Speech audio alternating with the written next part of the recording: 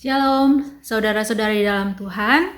Terima kasih buat kesempatan ini. Saat ini kami hendak berbagi pengalaman bagaimana kami mengisi sebagian waktu kami selama masa pandemi, stay at home, khususnya yang meningkatkan spiritualitas dan iman Kristen kita.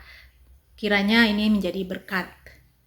Di tengah situasi pandemi yang sulit ini, kami bersyukur bahwa kami masih bisa bersyukur kepada Tuhan. Sebab sampai sejauh ini, Tuhan masih menolong dan memelihara kami. Selama masa pandemi ini, saya memiliki banyak kesempatan untuk belajar lebih lagi tentang pengajaran dan apologetika Kristen. Apa itu apologetika Kristen? Yaitu suatu ilmu bagaimana membela iman Kristen dan mempertahankan dan mempertanggungjawabkannya. Apologetika Kristen banyak berbicara hal-hal yang bersifat doktrin, seperti misalnya Allah Tritunggal atau ketuhanan Yesus Kristus atau tentang otoritas Alkitab dan lain-lain, di mana itu penting sekali menjadi landasan atau dasar dari iman percaya Kristen. Dan kebetulan saya juga memerlukannya untuk mengajar di sebuah sekolah tinggi teologi. Ada cukup banyak channel-channel di YouTube yang berisikan tentang pengajaran dan apologetika Kristen. Belajar apologetika Kristen itu bermanfaat untuk meningkatkan pemahaman yang benar terhadap dasar-dasar pengajaran iman Kristen.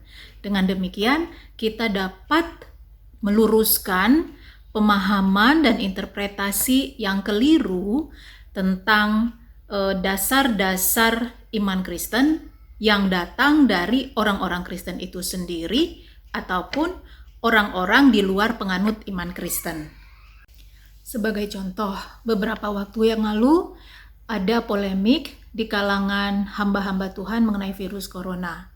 Hamba Tuhan yang satu mengaku mendapat wahyu dari Tuhan untuk menghardik berhentinya virus corona. Tetapi hamba Tuhan yang lain merespon bahwa itu sebenarnya bukan wahyu dari Tuhan.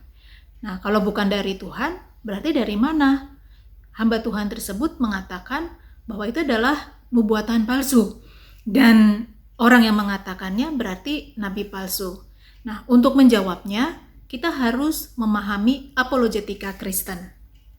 Contoh yang lain terkait dengan maraknya serangan terhadap ajaran-ajaran dasar kekristenan yang sebenarnya sudah berlangsung sejak beratus-ratus tahun yang lalu dan masih sampai saat ini. Serangan tersebut banyak datang dari para ulama mualaf yang sebelumnya Kristen lalu sekarang menjadi ulama dan mereka menjelek-jelekan agama mereka sebelumnya yaitu Kristen.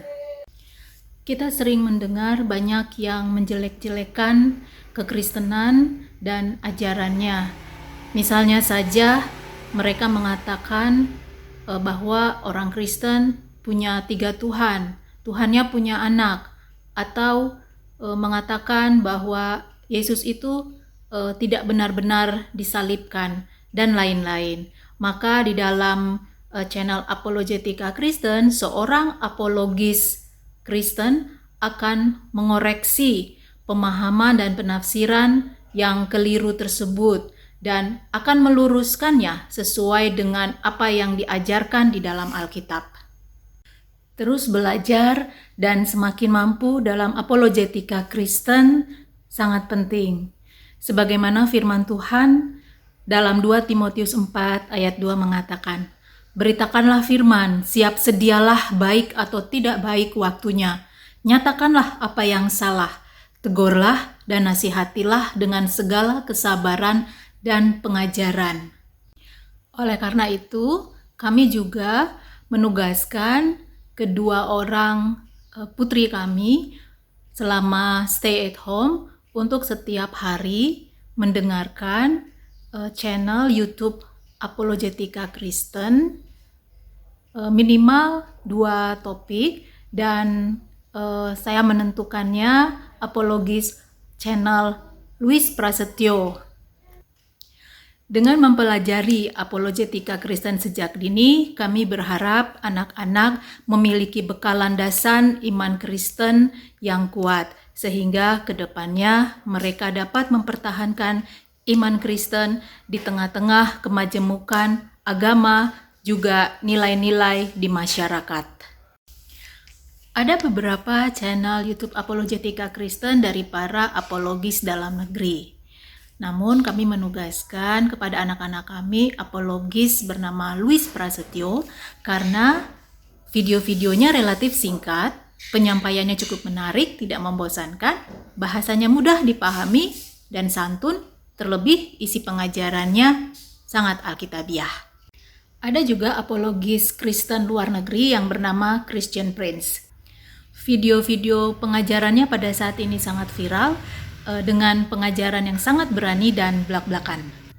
Christian Prince adalah seorang berdarah Arab, fasih berbahasa Arab, dan banyak memenangkan jiwa bagi Kristus lewat video-video beliau, yaitu mereka dari kalangan Muslim. Saya sangat banyak belajar dari video beliau, dan itu menguatkan iman saya dan menambah cinta kepada Yesus Kristus, Tuhan kita. Selanjutnya, mari sejenak kita dengarkan kesaksian singkat dari Levi dan Lois tentang manfaat mereka mendengarkan video apologetika Kristen yang ditugaskan selama di rumah. Manfaat yang saya dapat dari menonton apologetika adalah untuk membenarkan ajaran Kristen yang dianggap salah oleh agama lain. Dan manfaatnya bagi saya sendiri adalah untuk mengenal Tuhan lebih dalam lagi dan juga untuk memperkuat iman kita. Dalam sehari-hari, apologetika juga berguna untuk membela kepercayaan kita ketika kepercayaan kita diserang oleh orang lain. Apologetika yang saya dapat adalah saya bisa mengerti ajaran-ajaran Tuhan lebih detail lagi, yang seperti yang susah dimengerti akan dijelaskan. Ada juga penjelasan dari kesalahan agama lain, seperti agama lain mengajukan pertanyaan kepada agama kita, kenapa begini-begini, ntar dijelaskan dan kita bisa mempelajarinya juga supaya iman kita semakin kuat. Bisa mengerti alasan-alasan tertentu dan memastikan kita percaya bahwa Tuhan adalah Allah, Tuhan Yesus yang menyelamatkan kami semua daripada dosa dan Maha Pengasih. Di videonya juga berisi tentang perbedaan agama kita dengan agama-agama yang lain. Seperti kenapa kita berbeda cara ibadahnya, cara berdoanya juga beda. Itu dijelaskan semuanya. Sekian dari saya, terima kasih. Selain mempelajari video apologetika Kristen dari channel YouTube, anak-anak di rumah juga ditugaskan beberapa hal, seperti membaca Alkitab 2 pasal sampai dengan 5 pasalnya setiap hari, kemudian membaca buku pengetahuan umum, kemudian membaca buku rohani, juga berolahraga, dan juga memberi perhatian kepada keluarga besar atau teman mereka dengan menelpon atau mengirimkan chat pesan-pesan yang positif. Buku rohani yang kami tugaskan anak-anak untuk baca berjudul The Purpose Driven Life atau kehidupan yang digerakkan oleh tujuan, dikarang oleh Pastor Rick Warren yang berisi bacaan selama 40 hari. Ini bukunya.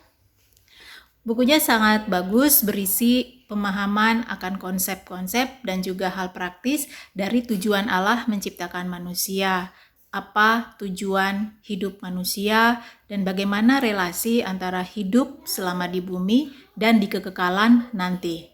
Mari kita dengarkan kembali kesaksian Levi dan Lois tentang manfaat yang mereka dapatkan dari bacaan buku The Purpose Driven Life. Apa yang diajarkan dari buku Rick Warren adalah Tuhan ingin kita dekat dengannya. Tuhan ingin kita selalu menceritakan masalah hidup kita kepadanya. Dan juga dari buku itu kita diberitahu bahwa Tuhan tidak akan memberi kita pencobaan lebih dari kekuatan kita. Dan juga pencobaan yang ada di sekeliling kita berasal dari diri kita sendiri. Jadi jika kita memiliki iman yang kuat, kita tidak akan tergoda untuk melakukan dosa. Kita juga diajari bahwa hidup kita harus dipakai untuk memuliakan Tuhan. Sehingga kita harus mencari tahu untuk apa kita diciptakan supaya kita bisa melayani Tuhan. Dari buku itu juga kita diajari bahwa kesabaran berasal dari kebijaksanaan, dan kebijaksanaan datang dari pendengaran akan perspektif orang lain. Oleh karena itu, kita juga harus mau mendengar pendapat orang lain sehingga kita bisa mengoreksi diri kita sendiri. Buku ini mengajarkan kita untuk kita bisa dekat dengan Tuhan.